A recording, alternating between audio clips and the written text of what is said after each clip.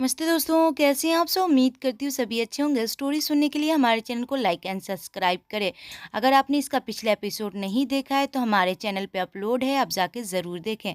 ये स्टोरी का 14 भाग है। तो चलिए कहानी स्टार्ट करते हैं। तक आप लोगों ने देखा कि कायरा को देखकर उसे और भी गुस्सा आ जाता है और वो गुस्से से अपने कदम भरता हुआ कायरा की तरफ बढ़ता है। अब आगे उसका चेहरा देखकर ही पता चल रहा था कि वो कितनी गुस्से में है। लेकिन आज उसकी बातों को सुनकर कायरा को गुस्सा नहीं आ रहा था, बल्कि वो उसकी बातों में छिपी तकलीफ को महसूस कर रही थी। वो समझ पा रही थी कि दादाजी ने हमेशा अपना फैसला थोपा है विराट पर, कभी उसके दिल की नहीं सुनी। हमेशा उसके दिल की आवाज़ को दबा दिया गया है। विराट के साथ रहकर इतना तो वो समझ गई थी कि विराट भी अपने दिल की बात कभी किसी से नहीं कहता, बस अंदर ही अंदर घूटता रहता है। विराट का गुस्सा सातवें आसमान पर था। उसका चेहरा देखकर ही कायरा समझ गई थी कि उसका सारा गुस्सा उस पर निकलने वाला है, पर दादाजी के सामने वो कुछ नहीं बोलता। बोलेगा तो और बात बिगड़ जाएगी। ये देखकर कायरा पास रखे टेबल पर पैर अड़ा कर गिराने वाली होती है, ताकि उसके गिरने से पहले ही विराट उसे संभाल ले। और यही होता है, वो जानबूझकर गिरने वाली होती है। तभी विराट एकदम से उसे संभालते हुए, अंधी हो, देखकर नहीं चल सकती हो तुम? बहुत गुस्से से वो बोलता है। कायरा धीरे से, देखो, जितना चिल्लाना है, जितना गुस्सा करना है, कमरे में जाके कर लेना, पर अभी शांत रहो, वरना फिर से दादाजी से डांट पड़ेगी। वो अपनी बड़ी बड़ी पलके को झपकाते हुए बोलती है, जो काफी था विराट के गुस्से को ठंडा करने के लिए। वो बिना कुछ बोले कायरा को सीधा खड़ा करता है और सीधे अपने कमरे में चला जाता है। ये देखकर कायरा राहत की सांस लेती है। पता नहीं क्यों आज भूपेंद्र का विराट को यूं ही डांटना अच्छा नहीं लगा, और तो और उसे ये भी पता था कि विराट ने रात में भी खाना नहीं खाया है और अब नाश्ता भी नहीं किया। ये देखकर तो उसे और भी बुरा लगता है। भूपेंद्र बड़बड़ करते हुए, ये बढ़िया है जनाब से कुछ कहो तो बस, आगे उगलते हुए वहां से चला जाता है। वो भी बहुत गुस्से से ये सब बोल रहे थे। कोई उसके सामने मुंह नहीं खोल रहा था। खैर, भूपेंद्र नाश्ता के लिए बैठ जाते हैं और उसके डर से बाकी सब भी। बस कायरा से खाया नहीं जा रहा था। उसका ध्यान तो विराट में था कि उसने कुछ नहीं खाया। वो बस अपनी प्लेट में चम्मच घुमा रही थी। उसके चेहरे पे हमेशा जो बचपना झलकता था, आज उस बचपना की जगह समझदारी, एक ठहराव झलक रहा था, जो कि गुंजन भी देख पा रही थी। वो मन में, पक्का कल रात इन दोनों के बीच कोई बात हुई है। उधर भूख से बेहाल विराट अपने स्टडी रूम में जाकर एक फाइल उठाकर रीड करने लगता है। वो बात अलग थी कि उसका सारा ध्यान कायरा की बातों में था। जितना गुस्सा करना है कमरे में जाके कर लेना, वरना फिर से दादाजी से डांट पड़ेगी। उसकी इस बात पर तो वो हैरान था, क्योंकि साफ साफ पता चल रहा था कि कायरा उसकी फिक्र करती हुई ये सब बोल रही थी। विराट मन में, उस लड़की ने मेरी इतनी चिंता क्यों की? डांट पड़ती तो मुझे पड़ती, उसे तो नहीं। तो फिर ऐसा क्यों बोला उसने? बाहर सब लोग बेमन से खा रहे थे। भूपेंद्र जी जैसे ही अपना नाश्ता खत्म करके वहां से जाते हैं, तभी बाकी सब आधा अधूरा छोड़कर उठ जाते हैं। अनुपम तो रात की पार्टी की तैयारी की देख रेख के लिए चला गया था। उस्मा गुंजर को किसी काम से अपने साथ कमरे में ले गई थी। नौकर टेबल से नाश्ते की प्लेट हटा रहा था, तो वहीं कायरा किचन में जाकर एक प्लेट में विराट के लिए नाश्ता निकाल रही थी। और वो ऐसा क्यों कर रही थी ये तो उसे भी नहीं पता था। किचन में बर्तन धो रही उसकी मेड, मैडम आप ये अपने लिए लेकर जा रही हैं? कायरा, नहीं, ये तो मैं विराट के लिए लेकर जा रही हूँ, उसने कल रात को भी खाना नहीं खाया था। उसकी आवाज़ में विराट के लिए फिक्र साफ झलक रही थी। बाहर खड़ी उस्मा और गुंजन सब कायरा की बात सुन रही थी। दोनों के चेहरे खुशी से खिल जाते हैं। उस्मा हैरानी और खुशी के मिले जुले भाव अपने चेहरे पे लाते हुए गुंजन की तरफ देखते हुए, कहीं मैं सपना तो नहीं देख रही हूँ ना? गुंजन, यकीन करो अम्मा, यही सच है। आप देखना, धीरे धीरे सब ठीक हो जाएगा। ठीक होने के नाम पर उसे एकदम से वर्षा का ख्याल आता है। वर्षा के बारे में सोचकर ही उसका दिल भर आता है। वो मन में, सब ठीक हो जाएगा, बस एक तुम ही ठीक नहीं होगी। तुमने भाई के लिए जो किया है उसका एहसान मैं जिंदगी भर नहीं भूलूंगी। थैंक यू सो मच वर्षा। इतने में कायरा नाश्ते की प्लेट लेकर बाहर आती है। उसे देखते ही उस्मा और गुंजन एक तरफ छिप जाते हैं, ताकि कायरा जरा भी असहज महसूस न करे। खैर, कायरा बाहर आती है और नाश्ता लेकर सीधा अपने कमरे में चली जाती है। वो अंदर जाती है और स्टडी रूम का दरवाज़ा खुला हुआ देखकर वो समझ जाती है कि विराट वहाँ है। उसके कदम स्टडी रूम की तरफ बढ़ते हैं। वो दरवाजे के पास जाकर देखती है कि विराट दूसरी तरफ चेहरा करके कुर्सी पर बैठा कोई फाइल रीड कर रहा है। उसकी पीठ कायरा की तरफ थी। कायरा गेट नॉक करते हुए, अंदर आ जाऊं? उसकी चिड़ियों की खनक से समझ जाता है विराट की कायरा ही है। फिर भी वो उसकी तरफ देखे बिना ही उसे अंदर आने के लिए साफ मना कर देता है। पर कायरा तो कायरा है, वो कहाँ किसी की सुनने वाली है। अगले ही पल वो अपने कदम रखते हुए थैंक यू, आ जाती हूँ, यह कहती ही वो विराट के पास खिंचते हुए खड़ी हो जाती है। विराट, मैंने कहा था ना कि अंदर आने से मना किया था। ये बोलता हुआ जैसे ही कायरा की तरफ देखता है तो कायरा झट से फराटे का एक निवाला तोड़कर दही में डुबाकर जल्दी से उसके होठ से लगाते हुए, भाव मत खाओ, ये खाओ। उसकी इस हरकत पर विराट दंग रह जाता है। कायरा नाश्ते की प्लेट टेबल पर रखती है और फिर अपने कदम बाहर की तरफ बढ़ा लेती है। पर फिर थोड़ा रुक कर, मुझे पता है कि तुम सब पर गुस्सा हो, शायद मुझ पर भी, पर सबका गुस्सा खाने पर मत निकालो। कभी कभी कुछ चीज़ें हमारे हाथ में नहीं होती, पर फिर भी वो हो जाती है। जैसा हम चाहते हैं वैसा कुछ भी नहीं होता, फिर भी कुछ हमारे बिना चाहने से भी हो जाता है, क्योंकि वो पहले से ही तय होता है। हम चाहकर भी उसे बदल नहीं सकते। मैं इस बात को अच्छी तरह समझ गई हूँ, तुम भी समझ जाओ तो अच्छा होगा। इतना कहकर वो बाहर चली जाती है। विराट तो आज खो ही गया था उसकी बातों में। कितनी आसानी से, कितनी सरलता से कायरा ने उसे बहुत अच्छी सीख दे गई थी। हैरान था कायरा की इस बातों पर, जिसकी बात बात पर बचपना दिखाई देता है, वो आज इतनी समझदारी की बात कर रही है। पर क्यों कर रही है, इस चीज़ पर अभी गौर नहीं किया विराट ने। सामने रखे नाश्ते की प्लेट देखकर उससे कंट्रोल नहीं हुआ और वो बिना देरी किए नाश्ता करने लगा। दिमाग के साथ साथ मन भी शांत हुआ उसका। अपना नाश्ता ख़त्म करते करते उसका सारा गुस्सा शांत हो गया था। एक बार फिर वो ना चाहते हुए भी कायरा उसके दिमाग में घूम गई।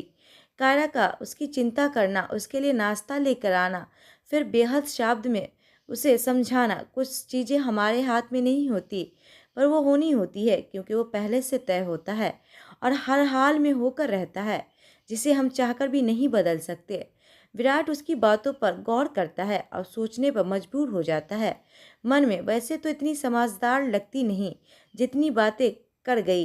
खैर, वो नाश्ता करने के बाद बाहर आता है। उस वक्त वहाँ पर कोई नहीं था। मन में, कमाल है, सब लोग किधर चले गए, वो अभी सोच ही रहा था। तभी किसी की जानी पहचानी आवाज़ उसके कानों में पड़ती है। विराट, देखूं तो सही कौन आया है। दरवाजे पर खड़ा एक लड़का बहुत ही स्टाइल से बोलता है। विराट झट से पीछे मुड़कर देखता है। दरवाजे पे उसकी बुआ का लड़का राहुल खड़ा था। उसे देखकर विराट के चेहरे पे बड़ी सी स्माइल आ जाती है। दोनों भाई भी थे और दोस्त भी। राहुल मुस्कुराते हुए अंदर आता है और विराट के गले लग जाता है। राहुल की आवाज़ सुनकर बाकी सब भी बाहर आ जाते हैं और सब राहुल को देखकर बहुत खुश होते हैं।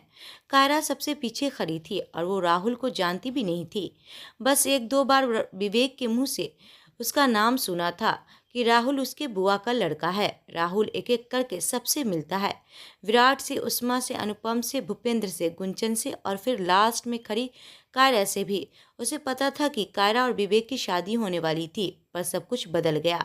वो कायरा के पास जाते हुए, नमस्ते भाभी जी, मैं तो आपको देखकर ही समझ गया था कि आप ही मेरी भाभी हो।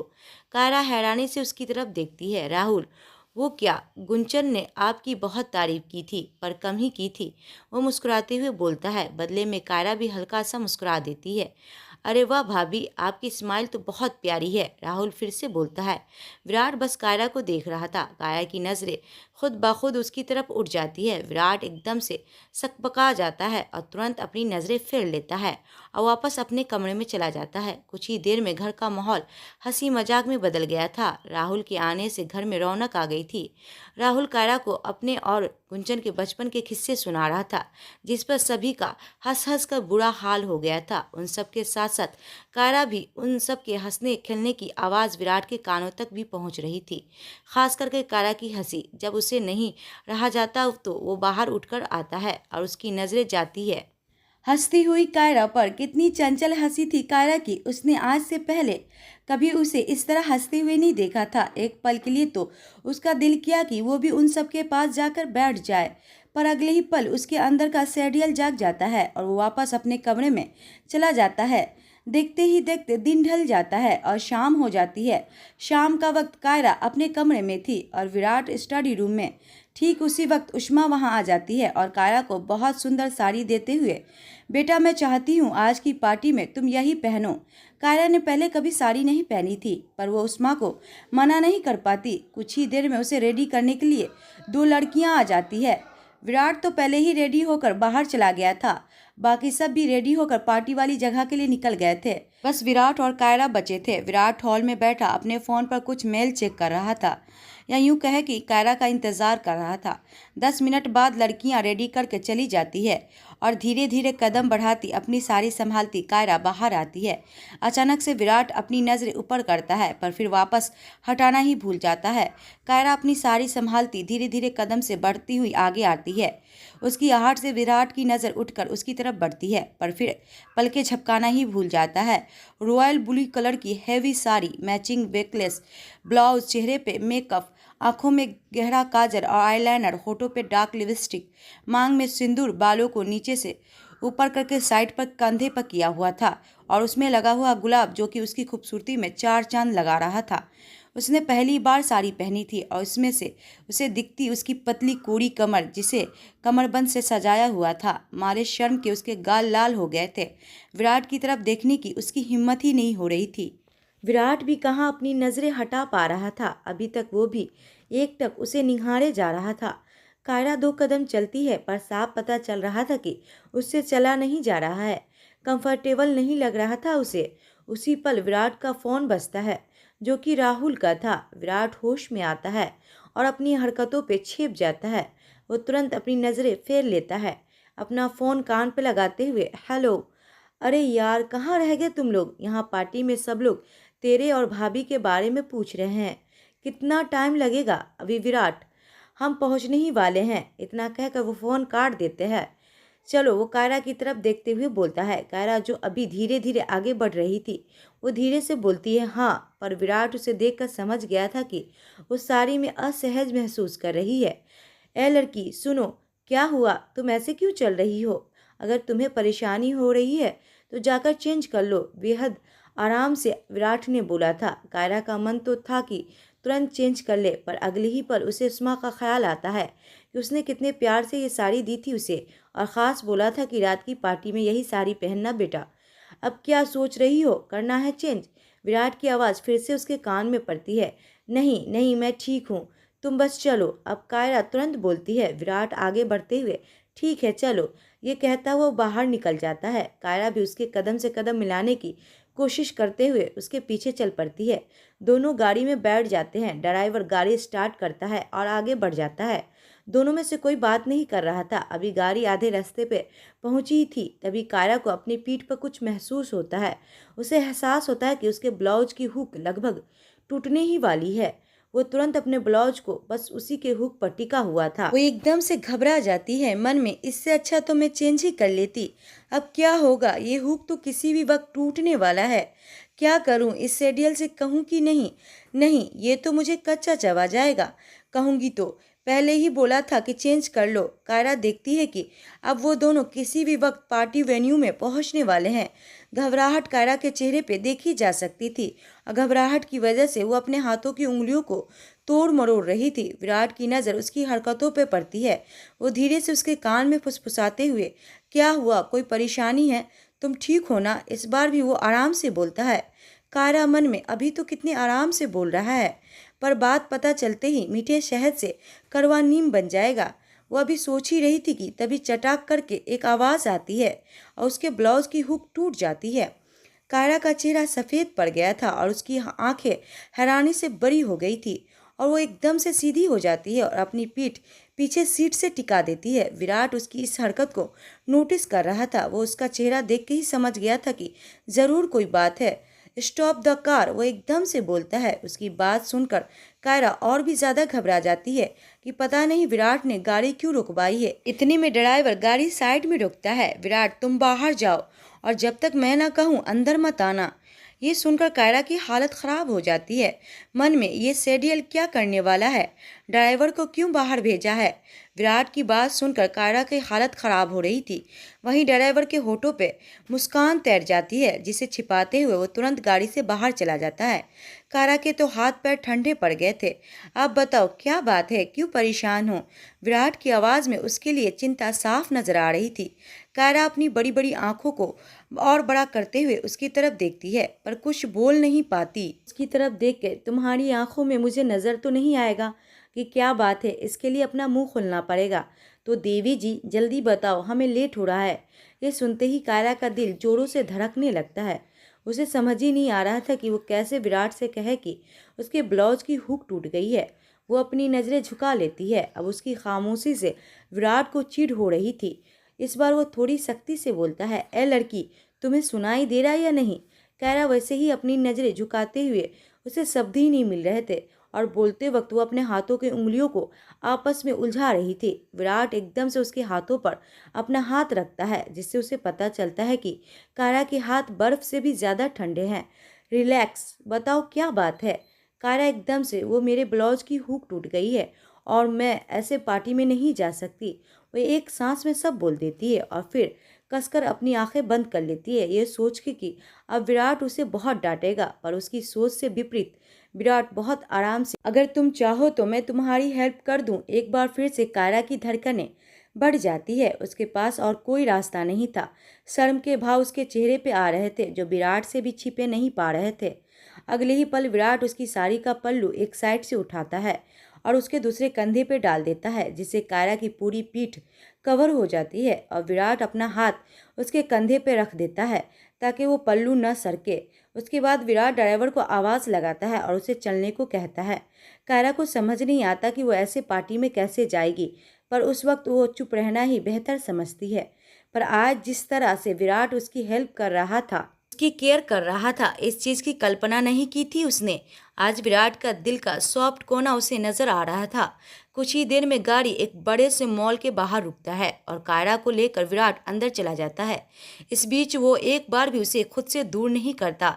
दूसरी तरफ पार्टी में सब लोग बेसब्री से विराट और कायरा का इंतजार कर रहे थे। भूपेंद्र, कहाँ रह गए ये दोनों? लगभग सब मेहमान आ गए हैं और ये दोनों। तभी गुंचन की नज़र सामने से चले आ रहे विराट और कायरा पे पड़ती है। भाई भाभी आ गए। भूपेंद्र, अनुपम, राहुल, उस्मा, सब लोग दोनों की तरफ देखते हैं जो साथ में चले आ रहे। बहुत प्यारे लग रहे थे। अगले ही पल उस्मा की नज़र कायरा के कपड़े पे पड़ती है। ब्लैक कलर का हेवी गाउन जो कि स्लीवलेस था, बालों का स्टाइलिश जूड़ा बनाया हुआ था और चेहरे पे एक लट आजाद छोड़ रखी थी। कुल मिलाकर वो एक बेबी डॉल लग रही थी। इतने में वो दोनों सबके पास पहुंच जाते हैं। उस्मा एकदम से, बेटा वो साड़ी नहीं पहनी तुमने? ये कपड़े मैंने पसंद किए हैं और मैं चाहता था कि ये यही पहने। विराट तबाक से बोलता है। कायरा के साथ साथ बाकी सब भी उसकी तरफ हैरानी से देखते हैं। विराट और कायरा की जिंदगी में आगे क्या मोड़ आएगा? क्या इस दोनों की दूरियां एक दूसरे के लिए कम हो पाएंगी? हम देखेंगे नेक्स्ट पार्ट में। तब तक के लिए नमस्ते।